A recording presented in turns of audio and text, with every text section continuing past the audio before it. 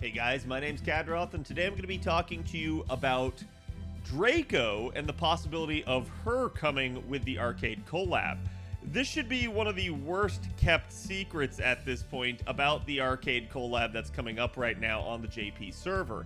We pretty much know she's going to be there for a couple of reasons. One, the live stream's guests include Umu's voice actor, so that right there is your biggest indicator. Two, we know she was prominently featured in one of the last story chapters on Arcade. And then three is the fact that basically Tiamat, who just came out on the JP server, her third append is anti-beast. Now, that doesn't necessarily mean you're going to get a beast unit. In fact, if you look at how she is on Arcade, she is an alter ego for the welfare version of her that they get. That's right. Draco is a welfare 5-star, and that has had some people talking about the possibility of us getting our first ever welfare 5-star on JP.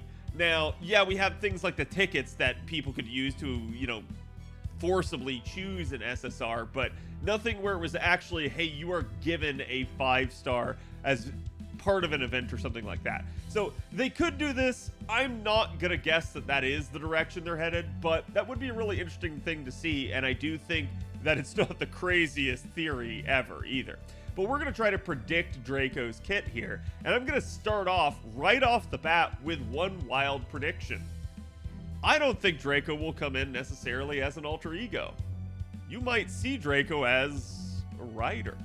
You might see her as a different class than she showed up as in Arcade. And there's a couple reasons for that, lore reasons potentially, and I'm not going to get into that. I don't want to deal or dabble in spoilers, but I won't be surprised to see if she shows up as some type of other class. Maybe even something crazy like a pretender or a foreigner. It just depends.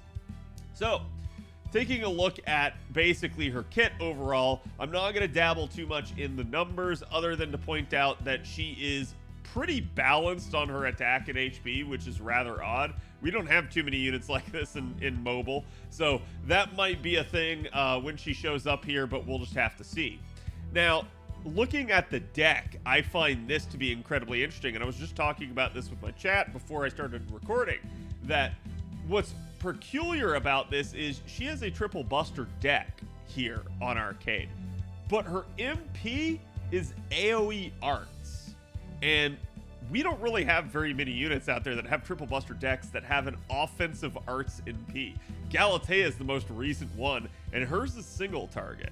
And even with that, they kind of had some issues and had to buff her buster cards to actually grant charge when they're used off of the back of one of her skills. Because that was one of the big concerns in Nox against Galatea right after she came out, is people just said, hey, look, the deck doesn't really fit the servant. It doesn't really fit the MP. It doesn't mean that she was bad, but it did mean that people found that to be one of the issues with her. So I'll be really curious to see how they handle that with regards to Draco, but there may be a way in which they can. So let's actually look at her actual deck here. Now, again, though, she does have a 5-hit quick. She does have the rest of her cards here, just the single arts card, as only 2-hit. That's a little bit concerning, and especially with triple buster, I expect you're probably going to see a fairly high NP gain rate, but that depends on how they implement the NP.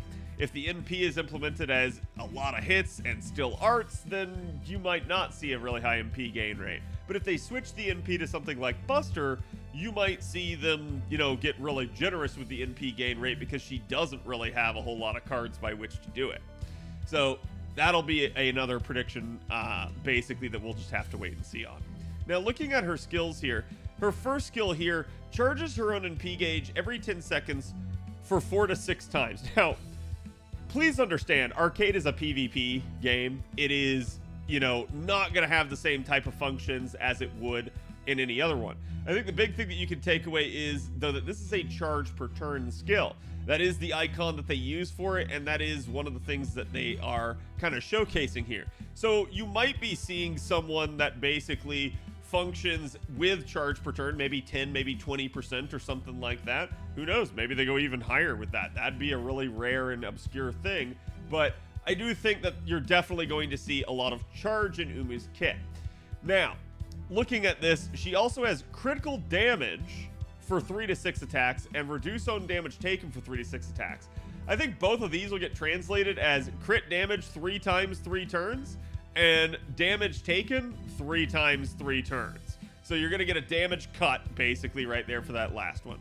Now, again, just keep in mind a lot of your durations and stuff like that are totally different on arcade because of the way that system works. But a lot of the skills still kind of have very similar analogs. Looking at her second skill here, this one goes all over the place. Now, this increases her own buff removal resistance one time to 20 to 30 seconds. This could be a very easy, like, hey, you've got 100% buff removal resistance for one turn. Maybe they do it only one time where it's like it gets eaten up by a debuff. Or sorry, it gets eaten up by someone trying to strip them, right? So maybe it has like one time 3 turns, so it has extra duration to stick around.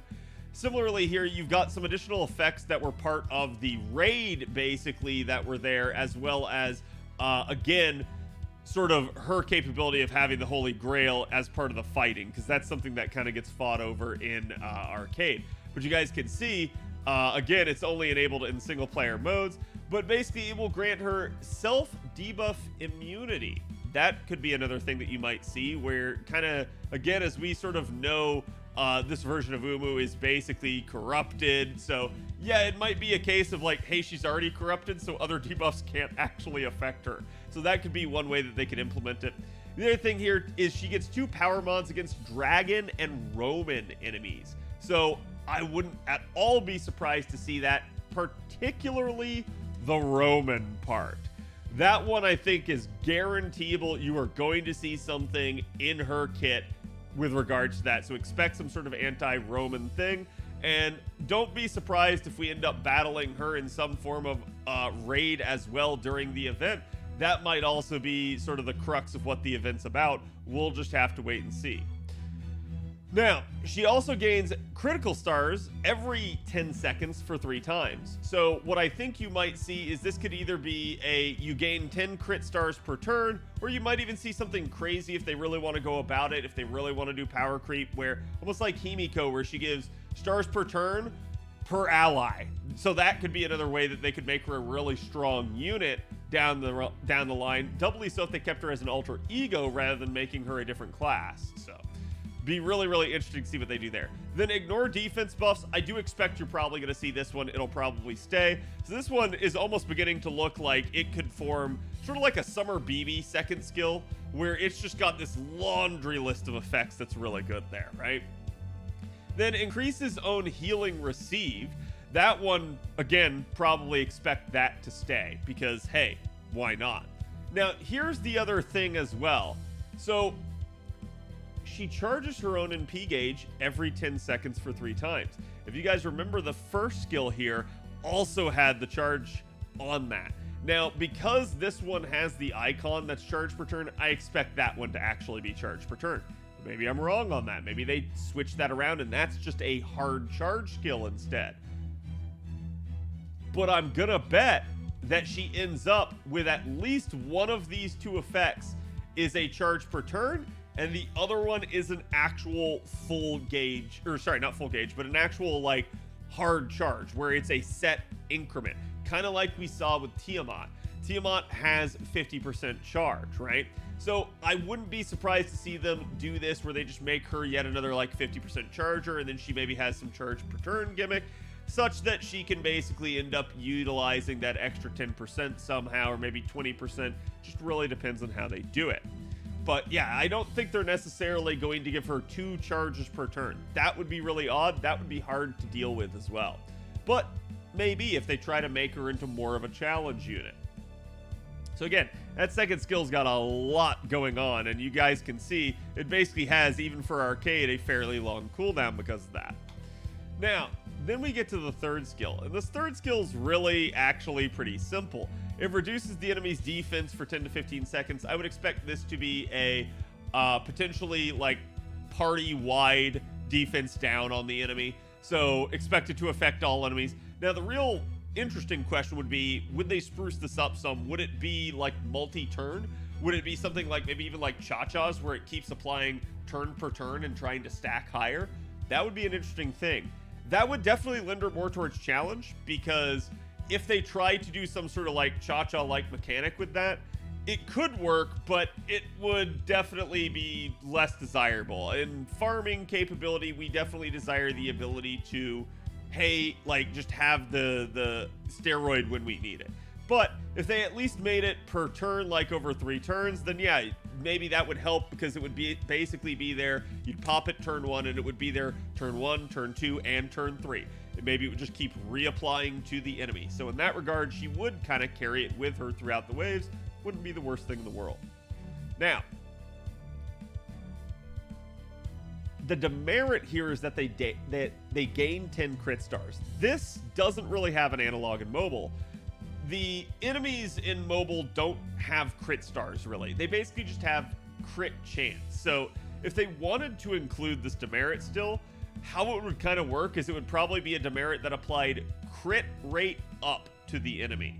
And that would then allow the enemy almost to be able to have more opportunities to crit against her. Now, that is obviously not a good thing. We don't want an enemy to get any sort of benefit from one of our skills. We don't want to have a demerit, but I understand that, you know, maybe especially with how big that second skill is there, and doubly so if this is some sort of wacky steroid that they end up trying to boost her damage with, that, yeah, maybe they did feel a demerit was called for. I'm of the opinion that I don't think demerits are fun for anyone. They're not really good design, but I understand why they exist. They're there to counterbalance the upside of something.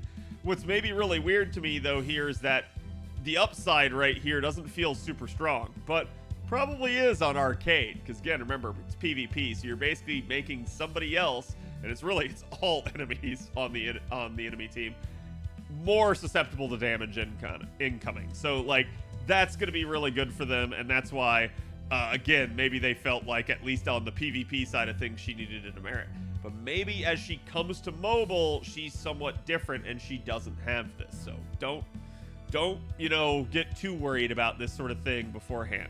Now, she does have Authority of the Beast, which increases crit damage. We actually just saw Tiamat basically get the same thing, so I wouldn't at all be surprised she also has a passive that increases her critical damage there. She gets Independent Manifestation E that increases her own critical damage, her own mental debuff resistance, and her own instant kill resistance. Yep, this is a beast trait. I expect Umu to have it, because even if we get Umu as something that is other than a beast, it's probably pretty likely that Beast Umu somehow shows up in the arcade collab. So don't be surprised. And even then, she has been a beast in the past, so that still makes her a candidate to have independent manifestation. Kind of like Kiara and other beast people have had. And she has Nega Messiah EX, which ignores enemies' debuff resistance, which is kind of nice if you start thinking about that. Doubly so when you're working with a unit that maybe is going to be using debuffs to help amp their damage. The ability to ignore debuff resistance means that it's going to make it a lot harder to stop her. So you don't have to worry about going up against like Urael or Sothino one of those times where they have like really high debuff resistance if you have the ability to just ignore it. So wouldn't be the most broken thing in the world, but it certainly would be a nice thing to add. That would be a really interesting, unique passive that we basically don't have in the game yet. And then we get to the NP, and like I was saying before, if you remember, what's odd about this is she's got the triple buster deck with her cards, but she's got an AoE arts NP. Now you'll notice there aren't hit counts because that's not how Noble Phantasms work really on arcade. But what's really interesting to this, so we don't know how many hit counts she would have if she were to be arts, but what's interesting is she deals damage to all enemies.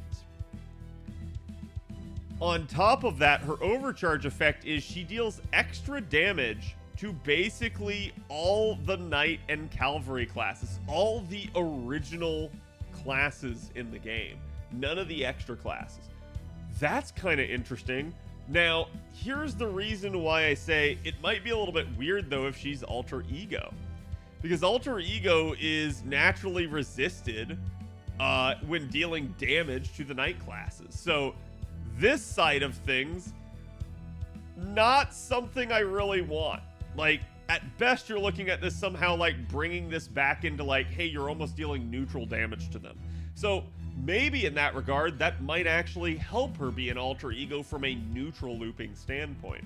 But certainly, I'd be more happy to see these three as well as Berserker for having some sort of extra or super effective damage against those classes. So I do think this would make her really strong. This would almost be somewhat like a almost like an anti-servant type trait. Obviously, it doesn't apply to nearly everything that like Gil's NP does with Inma Elish, but this would still be strong and widely applicable. So yeah, I think that'd be really good, and it would go a long way towards, hey, you know, alter egos only dealing 1.5 times effective damage against the Cavalry Triangle? Well, what if you deal super effective damage to them on top of that? All of a sudden, this number's going way up, and you're looking more like an actual truly effective class against multiple enemies. So that could potentially be very strong. So I think one of the biggest things I'm going to be looking for is, what is this hit count? How loopable will Umu be? And will she still be arts? Because if she comes in like this, she has the potential to be a really strong damage dealer, really usable, definitely got a good kit, but it'll just depend. So let me know what you guys think. How do you guys think Umu will come into the game with the arcade collab? And what do you want to see? Like, is she going to be, again, a alter ego, or do you want to see her as a different class? Do you want to see us get costumes for her? Do you want to see us have the form of Draco that she's implemented like right here? Or do you want to see us get the raid form of her that's the more adult form? Let me know. I'll be curious to read. And I'll see you guys for the next one.